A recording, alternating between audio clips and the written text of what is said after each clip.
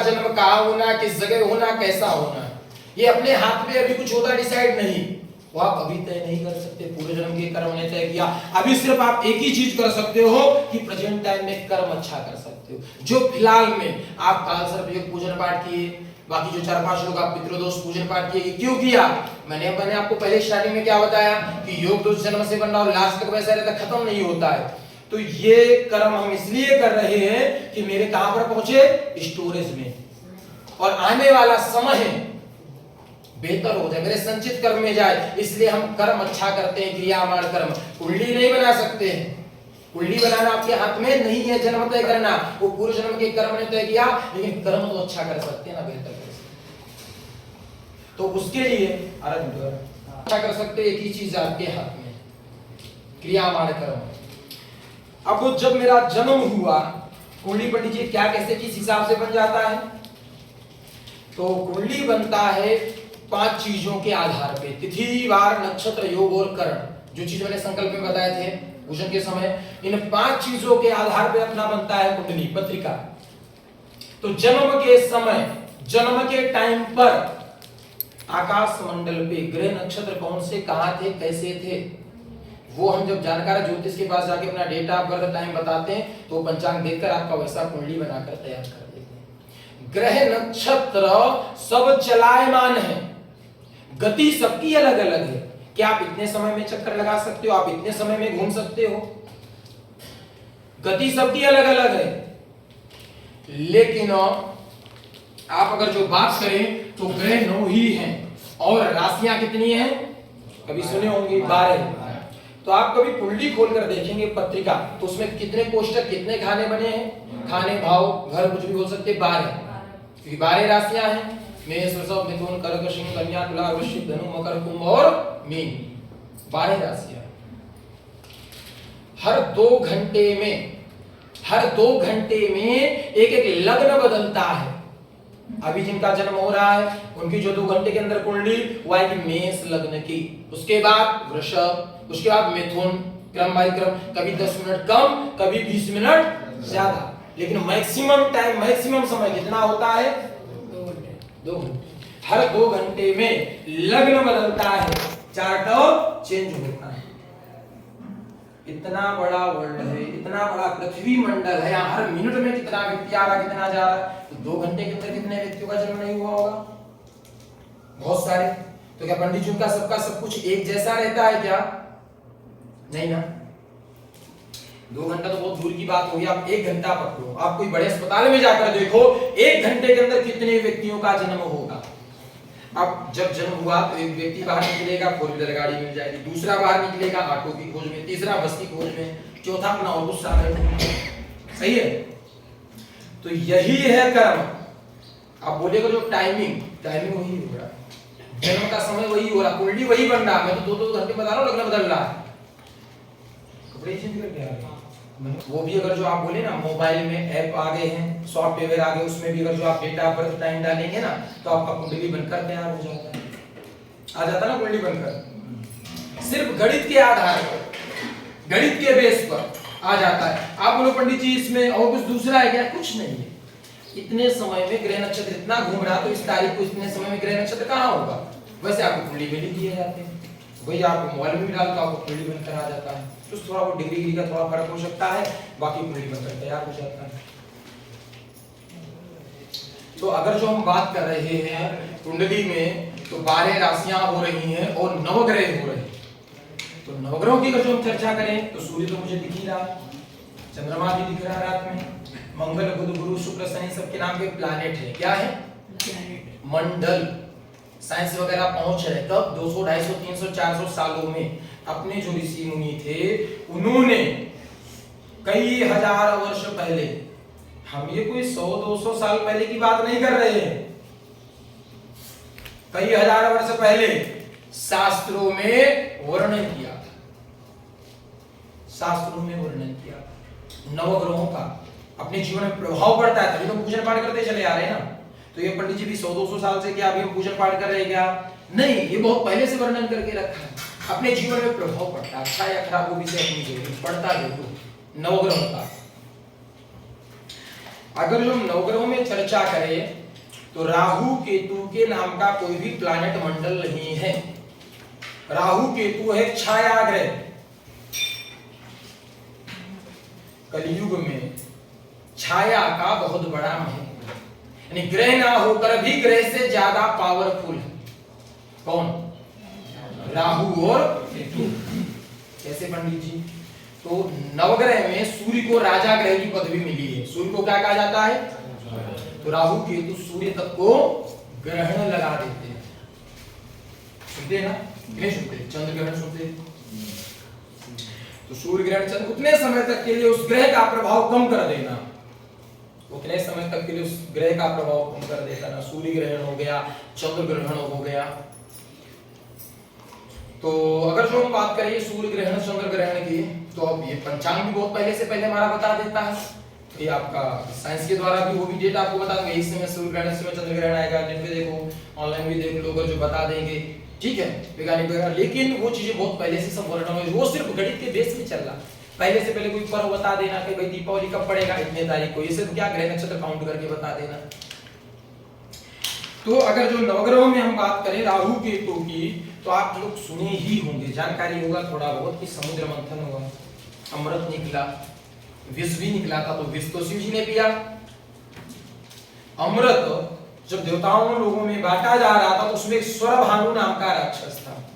स्वरभानु, वो भी लाइन में आ गया, अमृत पी लिया, अंदर तो चला गया, गला कटा तो ऊपर का भाग राहु हो गया और नीचे का भाग कौन हो गया? केतु। ये अमृत तो पी लिए ना, अमृत तो ही गए। तो फिर राक्षसों में गणना ना करके उनकी गणना की गई ग्रहों में। किसमें गणना की गई?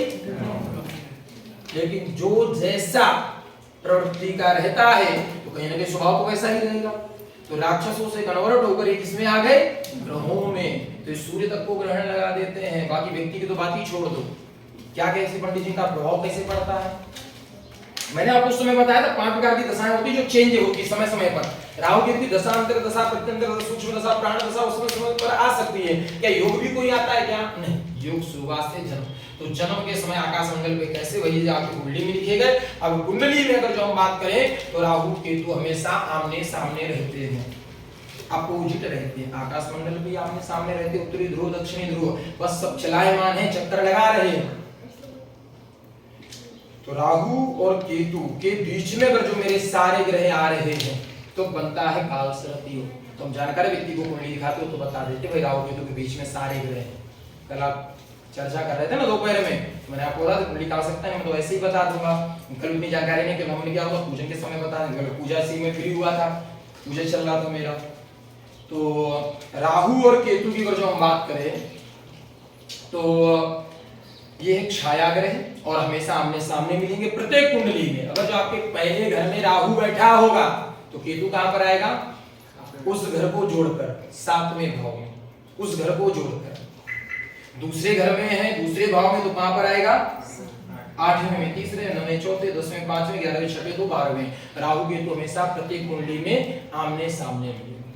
जैसे किसी में 6वें में था तो 12वें में था, तो बता रहे थे 2-3 कुंडली आप दिखाए थे। तो राहु केतु हमेशा आपको आमने सामने प्रत्येक कुंडली में मिलेंगे। हाँ, अगर जो जन्म के समय राहु केतु के बीच में मेरे सारे ग्रह आ रहे हैं तब क्या बन जाता है? कालसर्प। हम बता रहे सारे ग्रह मतलब जैसे जो मेरी जानकारी हो जाने दो। मैंने पूजन में तो आपको कोई क्वेश्चन प्रश्न बचा क्या? नहीं, पूजन में हमने आपको सारी जानकारियां हम बताएंगे, कोई दिक्कत नहीं। पूजन में हमने आपको सारी जानकारियां बताई हैं, एक एक चीज सब समझ में आया, कहीं कुछ पूछने का जरूरत है? हमने आपको शुरुआत से, जब से सुबह से पूजन करवा रहे 8 साढ़े 8 बजे बैठे, जब से पूजन हुआ अपना पूजन हवन एक एक जाने क्यों हवन क्यों पूजन, पूजन में क्या किया क्यों किया, एक एक सारा जानकारी आपको दिया। तो अभी ये मेरी जानकारी होने के बाद हम आपको सब बता देंगे, लेकिन पहले फिर मेरी जानकारी हो जाए तो 2 मिनट आप रुक जाओ। तो राहु और केतु के बीच में सारे ग्रह मतलब कि जो सूर्य, चंद्र, मंगल, बुध, गुरु, शुक्र और शनि ये इनके बीच में हो गए है। तो और भी यूरेनस, नेपच्यून, प्लूटो, लेकिन उनका उतना कुछ विशेष प्रभाव नहीं पड़ता। अगर जो राहु केतु के बीच में सारे ग्रह आ गए तो उन ग्रहों से मुझे लाभ फल मिलना चाहिए वो नहीं मिल पाता है। उसमें क्या आती है? दिक्कतें आती हैं, बाधाएं आती हैं, रुकावटें आती हैं, परेशानियां आती हैं।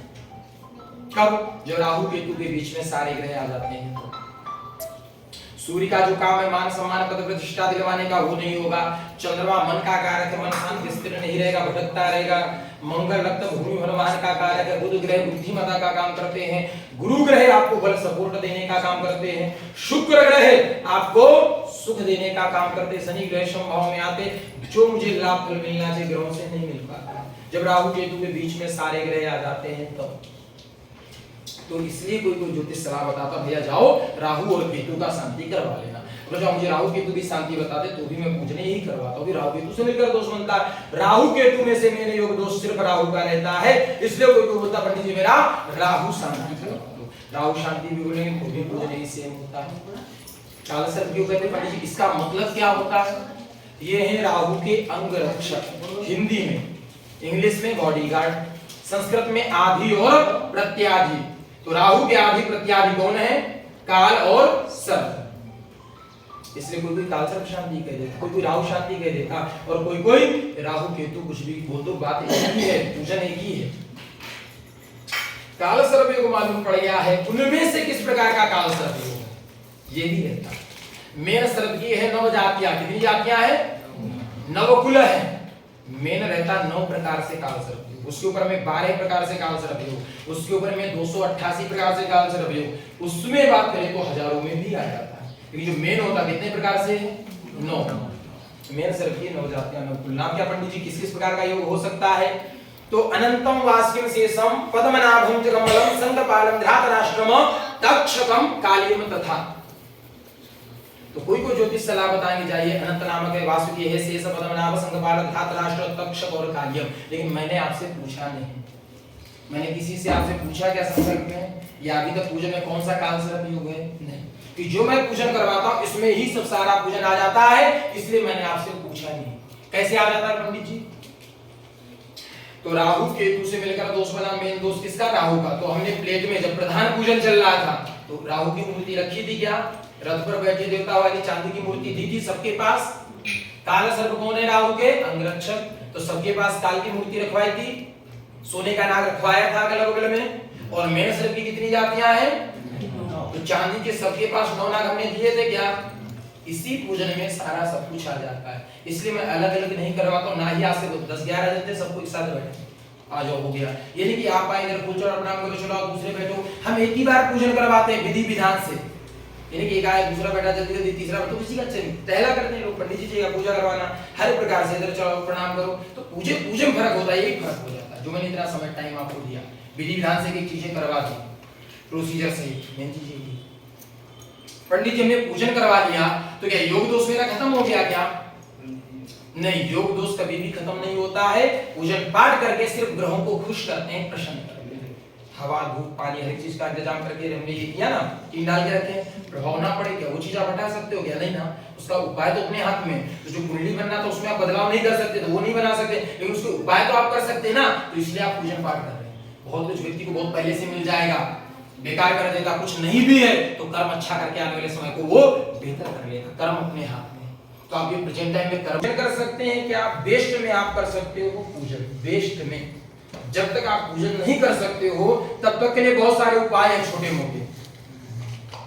कि नाग नागिन का जोड़ा ले लो, सर के ऊपर से घुमाओ, नदी में प्रवाहित कर सकते हो, शिव जी के मंदिर में चढ़ा सकते हो, राहु के संबंध में जाप कर सकते हैं। राहु का जप होता है 18,000। कितना जप होता है? कलियुगम चतुर्गुणम विधानम, कलियुग में होना चाहिए 4 गुना 72,000। इष्टमंत्र वगैरह बन सकते, गोविंद वगैरह उसके संबंधित चीजें दान दे सकते, उपाय बहुत सारे हैं। लेकिन वेस्ट में क्या आता है? इसके लिए हमने पूजन पाठ किया। अब इसमें तो 5 लोग तो करीब पितृदोष वाले भी थे जिनका यहाँ शुद्धि पूजन था, अलग से नहीं करा क्योंकि इसी पूजन में शुद्धि पूजन ऐड हो गया। गणेश जी का पूजन आ गया काल सर्प में, कलश का भी पूजन हो गया, सोने का नाग का भी, शिव जी का काल सर्प भी था इसलिए करवा दिया। ये नहीं होता तो एक चौकी अलग से लगा के पूजन होता। ठीक है, तो अगर हम पितृदोष की चर्चा करें, ये भी आपके कुंडली में शुरुआत से ही बन रहा है, जन्म के आधार से ही बन रहा है। बोले पंडित जी ये भी कोई उम्र के हिसाब से बनता है क्या? नहीं, जिस घर में मेरा जन्म हो रहा है उस घर में किसी का घात मृत्यु यानी समय से पहले हो गया है, लाइट पानी करंट एक्सीडेंट मुझे जानकारी नहीं है, हमने श्राद्ध तर्पण विधि अगर जो अच्छे से नहीं करवाए, उनमें कुछ कमियां रह गई, तो जिस भी मेंबर का उस घर में जन्म होता है तो उसके कुंडली में पितृ दोष बनकर आ सकता है। एक संकेत होता है हमारे पितृ खुश नहीं, हमारे पितृ प्रसन्न नहीं है, उसके लिए आप संपाद करें। शनि राहु केतु के साथ में कहीं भी सूर्य की युति हो जाए तो बोलेंगे पितृ दोष, सूर्य पिता का कारक। चंद्रमा की युति हो जाए तो मातृ दोष, मंगल की युति हो जाए तो भाई वगैरह का दोष, बुध की युति हो जाए तो किसी रिलेटिव का दोष, गुरु की युति हो जाए तो गुरुओं का दोष, शुक्र की युति हो जाए किसी स्त्री का दोष। दो क्रूर ग्रह एक साथ आ जाए, शनि राहु या शनि केतु, तो क्या बनेगा? श्रापित दोष। पक्षियों के नाम से चौराहे पे रख सकते हैं, ये उपाय हैं छोटे मोटे, वेस्ट में आएगा पूजन। कालसर्प योग हो या पितृ दोष हो, पंडित जी त्र्यंबकेश्वर क्यों आते हैं पूजन पाठ करने? बाकी जगह हमने पूजन क्यों नहीं करवाया? ये भी बड़ी जानकारी है। पूजन आप कोई भी शिवालय में करवा सकते हैं या कोई बहती नदी के किनारे करवा सकते हैं, लाभ फल बेनिफिट्स आपको वहां से भी मिलेगा और यहाँ त्र्यंबकेश्वर से भी मिलेगा। कुछ फल तुरंत सिद्ध होता है, कुछ में थोड़ा समय लगता है और कुछ में ज्यादा समय लगता है। जो हम त्र्यंबकेश्वर में आकर पूजन पाठ करते हैं उसका लाभ फल हमें जल्दी मिलता है, इसकी वजह से लोग त्र्यंबकेश्वर आते हैं। कुछ विशेष है क्या? विशेष इस ज्योतिर्लिंग का महत्व है कि यहाँ पर हमें भगवान तीनों देव एक साथ में मिलते हैं। कौन कौन से? ब्रह्मा विष्णु और महेश। हमें एक मंदिर पे तीन मूर्तियां मिल सकती हैं, हमें एक मंदिर पे तीन मूर्तियां मिल सकती हैं, लेकिन एक ही जलहरी में तीनों देव साथ में नहीं मिल सकते। हर एक जगह जैसे पिंडी रहता है और पिंडी नहीं है, जलहरी है, गड्ढे का आकृति है, उसमें तीन आकृतियां भगवान ब्रह्मा विष्णु और महेश, जिन्हें हम बोलते हैं गॉड, भगवान। तीनों देव यहाँ पर जनरेटर, ऑपरेटर और सृष्टि के निर्माण करता, पालन करता और संहार करता। वो भी कैसे उपस्थित है? स्वयंभू। फोटो दिया ना त्र्यंबकेश्वर भगवान का, सबको आपको लिखा है ना स्वयंभू, सामने भी लिखा फोटो में। तो स्वयंभू मतलब क्या होता है? लोगों ने मंदिर का निर्माण किया है। जुजू बोला तो कौन सी रखी कहां पे? जुजू अब बद्रीनाथ, द्वारकाधीश, रामेश्वरम, जगन्नाथपुरी, जगन्नाथ धाम, शिव जी के जो टेंपल है सब ज्योतिर्लिंगों में सब जगह जहां पर में भगवान तीनों देव एक साथ में मिल जाए, वो जगह कौन सी है? इसकी वजह से हम त्र्यंबकेश्वर आते हैं पूजन पाठ करने। एक वजह ये है कि पूजन तो कोई शिवालय में करवा सकते, तो यहाँ पर ब्रह्मा विष्णु और महेश तीनों देव हमें मिल जाते। दूसरा वजह क्या है कि पूजन हम कोई बहती नदी के किनारे करवा सकते, तो यहाँ से नदी निकल रही है, नदी का क्या है? उद्गम स्थल है गोदावरी। शिव जी के जटाओं से गंगा जी ही निकली है, लेकिन जो दक्षिण भारत, जो महाराष्ट्र की जो गंगा जी है, गोदावरी के नाम से जानी जाती है। लोग उन्हें बोलते हैं गंगा गोदावरी, ये नदी का उद्गम स्थल है। क्या कैसे पंडित जी? कहां पर? जो पीछे में पहाड़ देख रहे बड़ा सा, ये ब्रह्मगिरी नाम का पहाड़, गौतम ऋषि मुनि हुआ करते थे, उनको गौ हत्या का पाप लग गया था, उससे मुक्ति पाने के लिए उन्होंने शिव जी की तपस्या की। किनकी तपस्या की? शिव के जटाओं में गंगा जी, और गंगा जी में स्नान किया तो गौ हत्या के पाप से उन्हें मुक्ति मिल जाता। जो शिव जी आए, शिव जी ने गंगा जी से बहने के लिए कहा, तो गंगा जी तैयार नहीं हो रही थी, उनका कहना था आप भी यहाँ पे रहो। किनसे? भगवान शिव जी से। शिव जी बोले हर एक जगह विराजमान है, हर एक जगह तुम बसे हैं, यहाँ तीनों देव एक साथ में बसेंगे। ब्रह्मा विष्णु महेश स्वरूप में इस ज्योतिर्लिंग भगवान तीनों देव में एक साथ में आकर। हर एक ज्योतिर्लिंग का अलग अलग वजह होता है, कारण, रीजन, वहां पर भगवान क्यों आ रहे हैं। तो त्र्यंबकेश्वर में आ रहे हैं नदी के आग्रह करने की वजह से और गौतम ऋषि मुनि के तपस्या करने की वजह से भगवान तीनों देव हमें एक साथ में आकर मिलते हैं। इसलिए इस जगह को हम बोलते हैं त्र्यंबकम गौतमी तटे। गौतम ऋषि मुनि का तट माना जाता है। क्या माना जाता है? किनारा माना जाता है। 3-4 घंटे लगते, पूरा पहाड़ चढ़ के आधा पहाड़ पीछे उतरना रहता है। जाने वाले लोग जाते हैं, नहीं जा पाए, दूर से प्रणाम कर लिया, हाथ जोड़ लिया, बहुत हो गया।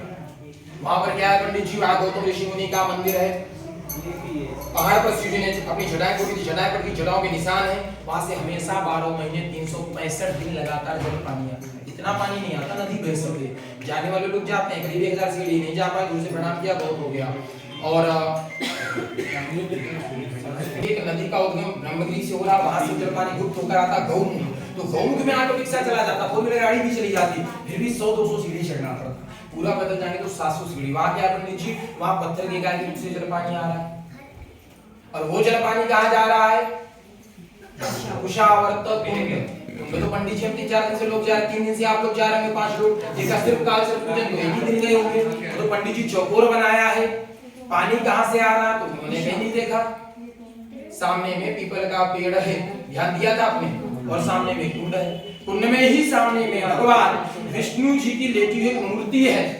उनके पैरों के पास से हमेशा 12 महीने कंटिन्यू 365 दिन लगातार जल पानी आता, एक एक 2-2 बूंद, और उस कुंड में जाता रहता। इतना जल पानी नहीं आता नदी बह सके, नाम मात्र थोड़ा हमेशा जल पानी आता रहता 12 महीने। तो हफ्ते में 7 दिन में एक दिन चेंज किया जाता, कुंड में दूसरा पानी भर दिया जाता, क्योंकि बह नहीं रहा है। कोई भी कलर लेते ऊपर पहाड़ पर जाकर डालते तो उस कलर का पानी में कुंड पर आकर मिलता है। इसकी वजह से उस कुंड का महत्व है। बड़ी नदी नासिक में है पंचवटी। त्र्यंबकेश्वर नदी का उद्गम स्थल है, साथ में 3 देव है। इसकी वजह से हम त्र्यंबकेश्वर आते हैं पूजन पाठ करने। मंदिर पे ना करवा के पंडित जी पूजन फिर आप यहाँ क्यों करते हैं? उसका साधारण सिंपल सा वजह रीजन कि यहाँ पर हजारों घर पंडित जी के हैं, यहाँ पर हजारों मकान पंडित जी के। जैसे आप पूजन पाठ के लिए आ रहे हो, ऐसे व्यक्ति पूजा पाठ के लिए आता है। मंदिर पे हमें दर्शन के लिए समय नहीं मिलता। एक पूजन में चौकियां लग रही हैं, हजारों घर पंडित जी। जब मेरे यहाँ 2-4-5-10 पूजा रोज होती, हजारों घर पंडित कहीं 2 कहीं 4 कहीं 5 चल रहा है, तो 2-4 हजार चौकियां मंदिर पे नहीं लगा सकते हैं, प्लस 2-4 हजार लोग मंदिर पे नहीं बैठ सकते हैं। जो प्रांगण है, जो परिसर है, खुला हुआ हवा धूप पानी हर एक चीज का दिखे, तो बाहर रोड में पूजन लगा नहीं सकते। ये जगह का महत्व, ये क्षेत्र का महत्व है। जो पहाड़ के अंदर गांव बसा है, ये पूरा गांव त्र्यंबकेश्वर उन्हीं का है। उस गांव में, इस क्षेत्र में हम कहीं भी पूजन पाठ करते वही लाभ वही फल मिलता है जो मंदिर के अंदर पूजन करवाने से मिलता। तो किसी का भी पूजन नहीं होता, कालसर्प पूजा हो या पितृ दोषो मंदिर के अंदर किसी का भी नहीं होता। कौन सा व्यक्ति क्यों ना जाए, कितना भी पैसा क्यों ना दे, नियम ही नहीं रखा है। पंडित जी घाट पर होता है पितरों का पूजन, जो श्राद्ध कर्म है, जो आप 5 लोग किए थे 2 दिन घाट में, वो होता है। कालसर्प वाला घाट पे करवा दो, नहीं, जो जिसके अपने स्थान वहीं पर। ये रहा पूजन पाठ के विषय में मेरा जानकारी पूरा। ठीक है, अब आप पूछ लो, किसी को और कुछ पूछना है पूजा के विषय में?